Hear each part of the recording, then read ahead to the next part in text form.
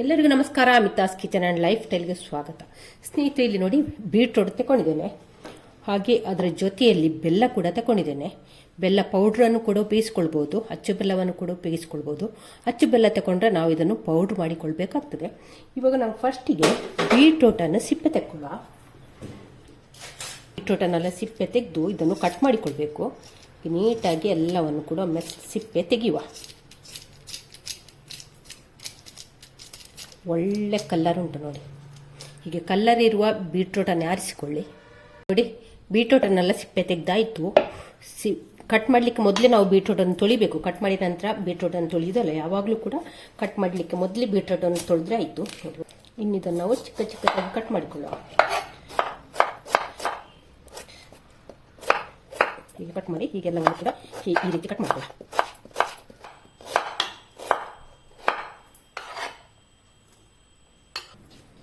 ನೋಡಿ, ಬೀಟ್ರೋಟನ್ನೆಲ್ಲ ಈ ರೀತಿ ಕಟ್ ಮಾಡಿಕೊಂಡಿದ್ದೇನೆ. ಹೀಗೆ ಸಪೂರ ತೆಳ್ಳಗೆ ಕಟ್ ಮಾಡಿಕೊಳ್ಳಿ. ಚಿಕ್ಕ ಚಿಕ್ಕ ಪೀಸಸ್ ಆಗಿ ಮಾಡಿಕೊಳ್ಳಿ. ಇನ್ನು ಇದನ್ನು ನಾವು ಮಿಕ್ಸರ್ ಜಾರಿಗೆ ಕಟ್ ಮಾಡಿದಂಥ ಬೀಟ್ರೋಟನ್ನು ಹಾಕಿಕೊಳ್ಳ. ಇವಾಗ ಬೀಟ್ರೋಟ್ ಮುಳುಗುವಷ್ಟು ನೀರನ್ನು ಕೂಡ ಹಾಕಿಕೊಳ್ಳುವ. ನೋಡಿ, ಈ ಲೋಟದಲ್ಲಿ 1 ಲೋಟ, ಟೀ ಕಪ್ಪಿಗಿಂತ ದೊಡ್ಡ ಕಪ್ಪು 1 ಲೋಟ ನೀರನ್ನು ಕೂಡ ಹಾಕಿಕೊಂಡಿದ್ದೇನೆ. ಹಾಕಿಕೊಂಡು ಇವಾಗ ಇದನ್ನು ಗ್ರೈಂಡ್ ಮಾಡಿಕೊಂಡು ಬರುವ. ನೋಡಿ, ಬೀಟ್ರೋಟನ್ನು ನಯವಾಗಿ ರುಬ್ಬಿಕೊಂಡಿದ್ದೇನೆ. ನೋಡಿ, ಈ ರೀತಿ ಉಂಟು.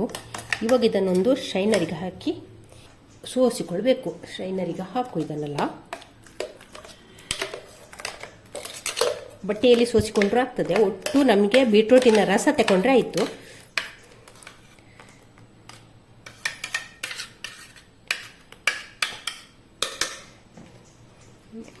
ಚೆನ್ನಾಗಿ ಇದನ್ನು ಸೋಸಿಕೊಳ್ಳ.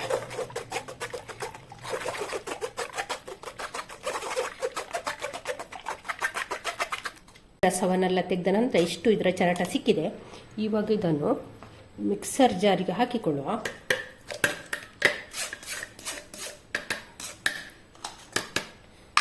ಹಾಕಿ ಇನ್ನೊಂದು ಸ್ವಲ್ಪ ನೀರನ್ನು ಹಾಕಿಕೊಳ್ತಿದ್ದೇನೆ. ನೋಡಿ, 1 ಕಪ್ಪಿನಷ್ಟು ನೀರನ್ನು ಹಾಕಿದ್ದೇನೆ. ಹಾಕಿ ಒಮ್ಮೆ ಚೆನ್ನಾಗಿ ಒತ್ತಡನ್ನು ಹಾಕಿ ಒಮ್ಮೆ ಚೆನ್ನಾಗಿ ಇದನ್ನು ಕದಕ್ಕುವ. ತೊಳೆದು ಪುನಃ ಇದನ್ನು ನಾವು ಸೋಸಿಕೊಳ್ಳುವ. ಹೀಗೆ 2 ಸಲ ಸೋಸಿಕೊಂಡು ರಸ ತೆಗೆದ್ರೆ ಇತ್ತು. ಇನ್ನಿದ ನಾವು ಪುನಃ ಒಮ್ಮೆ ರಸ ತೆಕ್ಕೊಳ್ಬೇಕು. ಪೂರ್ತಿ ನಮಗೆ ರಸ ಮಾತ್ರ ಸಾಕು, ಇದರ ಚರಟ ಏನು ಬೇಡ. ಹಾಗೆ ನಾನಿಲ್ಲಿ ಒಂದು ಚೂಡಿದಾರ ಶಾಲ್ ತಗೊಳ್ಳಿ. ನಿಮ್ಮ ವೇಸ್ಟ್ ಶಾಲ್ ಏನಾದ್ರು ಇದ್ರೆ ಉಂಟಲ್ಲ, ನಮಗೆ ತೆಂಗಿನಕಾಯಿ ಹಾಲು ಇರ್ಬೋದು, ಯಾವುದ್ರದ್ದು ಹಾಲು ತೆಗಿಲಿಕ್ಕಿದ್ರೆ ನೀವು ಚೂಡಿದಾರದ ಶಾಲ್ ತಗೊಂಡಿಲ್ಲಿ.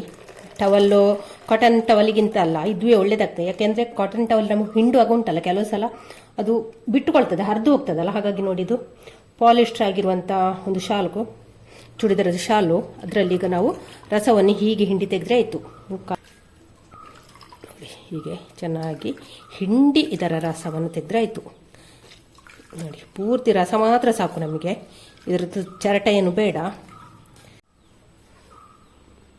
ನೋಡಿ, ಪೂರ್ತಿ ಹಿಂಡಿ ರಸವನ್ನು ತೆಕ್ಕೊಂಡಿದ್ದೇನೆ. ಇವಾಗ ನಾವು ಬೀಟ್ರೋಟ್ ರಸವನ್ನು ಅಳತೆ ಮಾಡಿಕೊಳ್ಳುವ. ಎಷ್ಟು ಉಂಟು ಅಂತ ಅಳತೆ ಮಾಡಿಕೊಳ್ಳುವ. 1 ಲೋಟ ಹಾಕಿದೆ, 2 ಲೋಟ, ನೋಡಿ 3 ಲೋಟ ಇದೆ. ಕರೆಕ್ಟಾಗಿ 3 ಲೋಟ ಇದೆ. 3 ಲೋಟ ಬೀಟ್ರೋಟ್ ರಸ ಸಿಕ್ಕಿದೆ ನಮಗೆ. ಇವಾಗ ಇಲ್ಲಿ ಬೀಟ್ರೋಟ್ ತಗೊಂಡ ಕಪ್ಪಲ್ಲೇ 1 ಕಪ್ಪಿನಷ್ಟು ಕಾರ್ನ್ಫ್ಲೋರ್ ತಗೊಂಡಿದ್ದೇನೆ. ಅದನ್ನು ನಿಕ್ಕೆ ಹಾಕುವ. 3 ಕಪ್ ಬೀಟ್ರೋಟ್ ರಸಕ್ಕೆ 1 ಕಪ್ಪು ಕಾರ್ನ್ಫ್ಲೋರ್. ನಾವು ಬೀಟ್ರೋಟನ್ನು ರುಬ್ಬುವಾಗ 2 ಕಪ್ ನೀರು ಹಾಕಿಕೊಂಡಿದ್ದೇವೆ. ಹಾಕಿ ಇದನ್ನೀಗ ಒಮ್ಮೆ ಚೆನ್ನಾಗಿ ಮಿಕ್ಸ್ ಮಾಡುವ. ಬೀಟ್ರೋಟ್ ರಸ ಮತ್ತೊಂದಿಗೆ ಕಾರ್ನ್ಫ್ಲೋರ್ ಚೆನ್ನಾಗಿ ಮಿಕ್ಸ್ ಆಗಬೇಕು. ಗಂಟಿ ಇಲ್ಲದ ರೀತಿಯಲ್ಲಿ ನಾವು ಇದನ್ನು ಚೆನ್ನಾಗಿ ಒಮ್ಮೆ ಮಿಕ್ಸ್ ಮಾಡುವ. ಇವಾಗ ಬೀಟ್ರೋಟ್ ರಸದೊಟ್ಟಿಗೆ ಕಾರ್ನ್ಫ್ಲೋರ್ ಚೆನ್ನಾಗಿ ಬೆರೆತಿದೆ, ಚೆನ್ನಾಗಿ ಮಿಕ್ಸ್ ಆಗಿದೆ. ಇನ್ನಿದನ್ನು ನಾವು ಇಲ್ಲೊಂದು ಕಡಾಯಿಯನ್ನು ಸ್ಟವ್ ಮೇಲೆ ಬಿಸಿ ಆಗಲಿಕ್ಕೆ ಇಟ್ಟಿದ್ದೇನೆ. ಅದಕ್ಕೆ ಈಗ 1 ಸ್ಪೂನ್ನಷ್ಟು ತುಪ್ಪವನ್ನು ಹಾಕಿಕೊಳ್ಳುವ. ಇವಾಗಿಲ್ಲಿ ಬಿಸಿಯಾದಂಥ ತುಪ್ಪಕ್ಕೆ ಕಲಸಿಕೊಂಡಂಥ ಬೀಟ್ರೋಟ್ ರಸ ಮತ್ತು ಕಾರ್ನ್ಫ್ಲೋರನ್ನು ಹಾಕಿಕೊಳ್ಳುವ. ನೋಡಿ, ಚೆನ್ನಾಗಿ ಮಿಕ್ಸ್ ಆಗಿದೆ. ಹಾಕಿ ಇನ್ನು ಇದನ್ನು ನಾವು ಕೈ ಬಿಡದೆ ಚೆನ್ನಾಗಿ ಹೀಗೆ ನಾವು ಮಗಚಿಕೊಂಡೇ ಇರುವ. ಹದವಾದ ಉರಿಯಲ್ಲಿ ಮಗಿಚ್ಕೊಂಡಿದ್ರೆ ಆಯಿತು. ಇವಾಗ ನೋಡಿ ಒಂದು ಸ್ವಲ್ಪ ಸ್ವಲ್ಪವೇ ಗಟ್ಟಿ ಆಗ್ತಾ ಬರ್ತಾ ಉಂಟು ನೋಡಿ. ಇವಾಗ ಚೆನ್ನಾಗಿ ಕೈ ಬಿಡದೆ ಇದನ್ನು ಮಗಚ್ಕೊಂಡಿರುವ ನೋಡಿ, ಇನ್ನು ಬೇಗ ಇದು ಗಟ್ಟಿ ಆಗ್ತದೆ. ಬೇಗನೆ ಆಗುವಂಥ ಒಂದು ರೆಸಿಪಿ, ಹಾಗೆ ಎಲ್ಲರೂ ಕೂಡ ತುಂಬಾ ಇಷ್ಟಪಟ್ಟು ತಿನ್ನುವಂಥ ಒಂದು ರೆಸಿಪಿ. ಹೆಲ್ದಿ ಆದ ರೆಸಿಪಿ ಅಂತಲೇ ಹೇಳ್ಬೋದು. ಬೀಟ್ರೂಟ್ ಹೆಲ್ತಿಗೆ ಒಳ್ಳೆಯದು, ಸ್ಕಿನ್ನಿಗೆ, ಹೇರಿಗೆ, ಮತ್ತು ಹಿಮೋಗ್ಲೋಬಿನ್ ಕಡಿಮೆ ಇದ್ರೆಲ್ಲ ಉಂಟಲ್ಲ, ಈ ಬೀಟ್ರೂಟು ರಸ ಕುಡಿದ್ರು, ಹಾಗೆ ಬೀಟ್ರೂಟ್ ಪಲ್ಯ, ಬೀಟ್ರೂಟ್ ಸಾಂಬಾರು, ಬೀಟ್ರೂಟ್ ಹಲ್ವಾ, ಇದು ಏನನ್ನು ಕೂಡ ಮಾಡಿ ತಿಂದರೆ ಉಂಟಲ್ಲ ತುಂಬಾ ಒಳ್ಳೆಯದು. ಹಿಮೋಗ್ಲೋಬಿನನ್ನು ಹೆಚ್ಚು ಮಾಡ್ತದೆ. ಹೆಚ್ಚಿನವರಲ್ಲಿ ಕಾಡುವಂಥ ಮಹಿಳೆಯರಲ್ಲಿ, ಅದು ಕೂಡ ಮಹಿಳೆಯರಲ್ಲಿ ಕಾಡುವಂಥ ಒಂದು ಸಮಸ್ಯೆ ಅಂದರೆ ಹಿಮೋಗ್ಲೋಬಿನ ಸಮಸ್ಯೆ. ಅವರು ಹೆಚ್ಚಾಗಿ ಬೀಟ್ರೂಟ್ ತಿಂದರೆ ಉಂಟಲ್ಲ ತುಂಬಾ ಒಳ್ಳೆಯದು. ನೋಡಿ ಗಟ್ಟಿ ಆಗ್ತಾ ಬಂತು ನೋಡಿ. ನೋಡಿ ಕಲರ್ ಕೂಡ ಇವಾಗ ಡಾರ್ಕ್ ಆಗಿದೆ. ಈ ಹೊತ್ತಿಗೆ ಇಲ್ಲಿ ನಾನು ಬೀಟ್ರೂಟ್ ರಸ ತಗೊಂಡೆಲ್ಲ ಅದೇ ಕಪ್ಪಲ್ಲಿ 1 ಕಪ್ಪಿನಷ್ಟು ಬೆಲ್ಲವನ್ನು ಸೇರಿಸ್ತಿದ್ದೇನೆ. ನೀವು ಬೇಕಾದರೆ ಬೆಲ್ಲದ ಪೌಡ್ರ್, ಆರ್ಗಾನಿಕ್ ಬೆಲ್ಲ ಹಾಕಿದ್ದು ನಾನು. ಆರ್ಗಾನಿಕ್ ಬೆಲ್ಲವನ್ನೇ ಹಾಕಿ, ಶುದ್ಧವಾದ ಬೆಲ್ಲವನ್ನೇ ಹಾಕಿ, ಇಲ್ಲ ಬೆಲ್ಲ ಇಲ್ಲ ಅಂತಿದ್ದವರು ಸಕ್ಕರೆಯನ್ನು ಕೂಡ ಹಾಕಿಕೊಳ್ಬೋದು.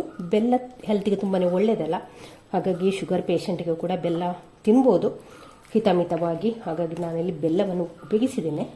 ಹಾಕಿ ಒಮ್ಮೆ ಚೆನ್ನಾಗಿ ಮಿಕ್ಸ್ ಮಾಡುವ, ಬೆಲ್ಲ ಪೂರ್ತಿ ಕರಗಲಿ. ಇವಾಗ ನಾನಿಲ್ಲಿ ಒಂದು 2 ಟೇಬಲ್ ಸ್ಪೂನ್ನಷ್ಟು ತುಪ್ಪವನ್ನು ಹಾಕ್ತಾ ಇದ್ದೇನೆ. ಇದಕ್ಕೆ ಜಾಸ್ತಿ ತುಪ್ಪ ಏನು ಬೇಕು ಅಂತಿಲ್ಲ. ಆವಾಗ 1 ಟೀ ಸ್ಪೂನಷ್ಟು ತುಪ್ಪವನ್ನು ಹಾಕಿದ್ದೆವು. ಇವಾಗ 2 ಟೇಬಲ್ ಸ್ಪೂನಷ್ಟು ತುಪ್ಪವನ್ನು ಹಾಕಿದ್ದೇನೆ. ಹಾಕಿ ಒಮ್ಮೆ ಚೆನ್ನಾಗಿ ಮಿಕ್ಸ್ ಮಾಡುವ. ಇಲ್ಲಿ ನಾನು ಬೆಲ್ಲ ಹಾಕಿದ ನಂತರ ಒಂದು 15 ನಿಮಿಷ ಆಯಿತು ಇದನ್ನು ನಾನು ಮಗಿಚಿಕೊಳ್ಳೋದು. ಇವಾಗ ಇದಕ್ಕೆ ಹುರಿದಿರುವಂಥ ಗೋಡಂಬಿ, ಯಾವುದೇ ಡ್ರೈ ಫ್ರೂಟ್ಸನ್ನು ಹಾಕಿಕೊಳ್ಬೋದು. ನಾನಿಲ್ಲಿ ಕಟ್ ಮಾಡಿದಂಥ ಗೋಡಂಬಿ, ಬಾದಾಮ್ ಹಾಗೆ ಒಣ ದ್ರಾಕ್ಷಿಯನ್ನು ಹಾಕ್ತಾ ಇದ್ದೇನೆ. ನಿಮ್ಮಲ್ಲಿ ಯಾವ ಡ್ರೈ ಫ್ರೂಟ್ಸ್ ಉಂಟು ಅದನ್ನೆಲ್ಲ, ಡ್ರೈ ನಟ್ಸ್ ಉಂಟು ಅದನ್ನೆಲ್ಲ ಇದಕ್ಕೆ ಒಂದು ಸ್ವಲ್ಪ ಫ್ರೈ ಮಾಡಿ ಹಾಕಿದರೆ ಆಯಿತು. ಒಮ್ಮೆ ಚೆನ್ನಾಗಿ ಮಿಕ್ಸ್ ಮಾಡುವ. 15-20 ನಿಮಿಷಕ್ಕೆ ಆಗ್ತದೆ. ಕ್ವಾಂಟಿಟಿ ಮೇಲೆ ಉಂಟು. ನೀವು ತುಂಬ ಮಾಡಿದರೆ ಒಂದು 20 ನಿಮಿಷ ಹಿಡಿತದೆ, ಸ್ವಲ್ಪ ಮಾಡಿದರೆ ಒಂದು 15 ನಿಮಿಷದಲ್ಲಿ ಆಗ್ತದೆ.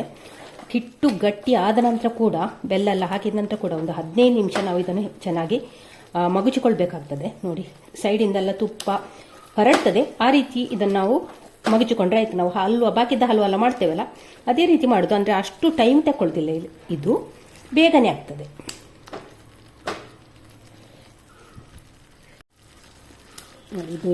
ಇದು ಇವಾಗ ಆಗ್ತಾ ಬಂತು. ನಾವಿಲ್ಲಿ 3 ಕಪ್ಪು ಬೀಟ್ರೂಟ್ ರಸ, 1 ಕಪ್ಪು ಕಾರ್ನ್ ಫ್ಲೋರು, 1 ಕಪ್ಪು ಬೆಲ್ಲ ಇಷ್ಟು ಹಾಕಿ, ಒಂದು 3 ಟೇಬಲ್ ಸ್ಪೂನ್ ತುಪ್ಪ ಇಷ್ಟು ಹಾಕಿ ಈ ಹೊತ್ತಿಗೆ ಕಲಸಿಕೊಂಡಿದ್ದೇವೆ. ನೋಡಿ ಸುಮಾರು ಒಂದು 20 ನಿಮಿಷ ನಾವು ಇದನ್ನು ಚೆನ್ನಾಗಿ ಸ್ಟವ್ ಮೇಲೆ ಇಟ್ಟು ಇದನ್ನು ಚೆನ್ನಾಗಿ ಮಗುಚಬೇಕು. ನಿಮಗೆ ಅಂದಾಜು ಗೊತ್ತಾಗದಿದ್ರೆ ಹೇಳ್ತಾ ಇದ್ದೇನೆ. ಈ ಅಳತೆಗೆ ಒಂದು 20 ನಿಮಿಷ ಬೇಕಾಗ್ತದೆ. ಹಿಟ್ಟು ಗಟ್ಟಿ ಆಗ್ತದೆ ಅಂದರೆ ಸಹ 20 ನಿಮಿಷ ನಾವು ಇದನ್ನು ಮಗುಚಿಕೊಳ್ಬೇಕಾಗ್ತದೆ. ಈ ಹೊತ್ತಿಗೆ ನಾನಿಲ್ಲಿ ಏಲಕ್ಕಿ ಪೌಡ್ರನ್ನು ಹಾಕ್ತಾ ಇದ್ದೇನೆ. ಸಕ್ಕರೆ ಜೊತೆ ಕುಟ್ಟಿ ಪೌಡ್ರ್ ಮಾಡಿದಂಥ ಏಲಕ್ಕಿ ಪೌಡ್ರು ಹಾಕಿ ಒಮ್ಮೆ ಚೆನ್ನಾಗಿ ಮಿಕ್ಸ್ ಮಾಡುವ. ನೋಡಿ ಕಲರ್ ಕೂಡ ಎಷ್ಟು ಚೆನ್ನಾಗಿ ಬಂದಿದೆ ನೋಡಿ. ನಿಮಗೆ ನೋಡೋಗ್ಲೇ ಅಂದಾಜು ಆಗ್ಬೋದು ರೆಸಿಪಿ ಎಷ್ಟು ಚೆನ್ನಾಗಿ ಬಂದಿದೆ ಅಂತಲ್ಲ. ನೀವು ಕೂಡ ಒಂದ್ಸಲ ಟ್ರೈ ಮಾಡ್ತೀರಲ್ಲ ಸ್ನೇಹಿತರೆ. ನೀವು ಟ್ರೈ ಮಾಡ್ತೀರಿ, ಹಾಗೆ ನನಗೆ ಕಮೆಂಟಲ್ಲಿ ನಿಮ್ಮ ಫೀಡ್ಬ್ಯಾಕನ್ನು ಹೇಳ್ತೀರಿ ಅಲ್ವಾ. ಇವಾಗ ಇದಕ್ಕೆ ನಾನು 3 ಟೇಬಲ್ ಸ್ಪೂನ್ ತುಪ್ಪವನ್ನು ಹಾಕ್ತಾ ಇದ್ದೇನೆ. ಕೊನೆಗೆ 1 ಟೇಬಲ್ ಸ್ಪೂನ್ ತುಪ್ಪ ಹಾಕಿ ಒಮ್ಮೆ ಚೆನ್ನಾಗಿ ಮಿಕ್ಸ್ ಮಾಡಬೇಕು.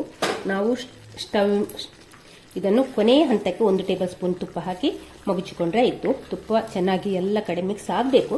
ಆ ರೀತಿ ಒಮ್ಮೆ ಚೆನ್ನಾಗಿ ಮಿಕ್ಸ್ ಮಾಡಿಕೊಳ್ಳ.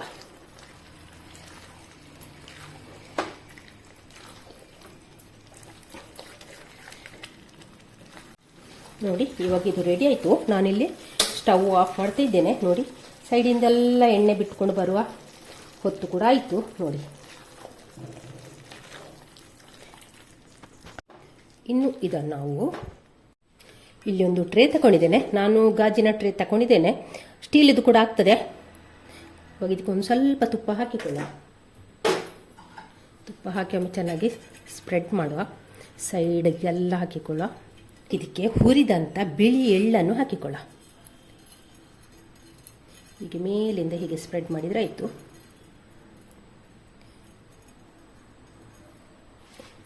ಇವಾಗ ನಾವು ಮಾಡಿಟ್ಟಂಥ ಹಲ್ವವನ್ನು ಇದಕ್ಕೆ ಹಾಕಿಕೊಳ್ಳ.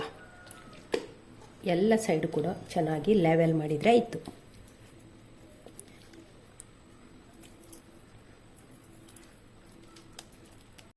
ನೋಡಿ, ಇವಾಗ ಲೆವೆಲ್ ಮಾಡಿದಂಥ ಹಲ್ವವನ್ನು ಒಂದು 2 ಗಂಟೆ ನಾವು ಹೊರಗೆ ಇಟ್ಟು ತಣ್ಣಗೆ ಮಾಡುವ. ಫ್ರಿಜ್ಜಲ್ಲಿ ಬೇಡ, ಹೊರಗೆ ಇಟ್ಟು ತಣ್ಣಗೆ ಮಾಡುವ. ಆನಂತರ ನೋಡುವ ಹೇಗೆ ಬಂದಿದೆ ಅಂತ. ಹಲ್ವವನ್ನು ಟ್ರೇಗೆ ಹಾಕಿ ಸುಮಾರು 2 ಗಂಟೆ ಆಗಿದೆ, ಚೆನ್ನಾಗಿ ತಣ್ಣಗೆ ಆಗಿದೆ. ಇವಾಗ ಇದನ್ನು ನಾವು ಉಲ್ಟಾ ಮಾಡಿಕೊಳ್ಳುವ. ಸೈಡ್ಸನ್ನೆಲ್ಲ ನೋಡಿ ಚೆನ್ನಾಗಿ ಎದ್ದು ಬರ್ತದೆ, ಅಂತ ಕೂಡ ಸೈಡ್ಸನ್ನೆಲ್ಲ ಒಂದು ಸ್ವಲ್ಪ ಎಬ್ಬಿಸಿಕೊಳ್ಳುವ. ಆನಂತರ ಇದನ್ನು ಉಲ್ಟಾ ಮಾಡುವ. ನೋಡಿ ನೋಡಿ ಎಷ್ಟು ಚೆನ್ನಾಗಿ ಬಂದಿದೆ ನಮ್ಮ ಕ್ಯಾರೆಟ್ ಹಲ್ವ. ನೋಡಿ, ಇವಾಗ ಇದನ್ನು ಕಟ್ ಮಾಡಿಕೊಳ್ಳುವ. ಇವಾಗ ನಮ್ಮ ಹಲ್ವವನ್ನು ಕಟ್ ಮಾಡಿಕೊಳ್ಳುವಂಥ ಸಮಯ. ನೋಡಿ, ಚೆನ್ನಾಗಿ ಸಾಫ್ಟಾಗಿ ಬಂದಿದೆ.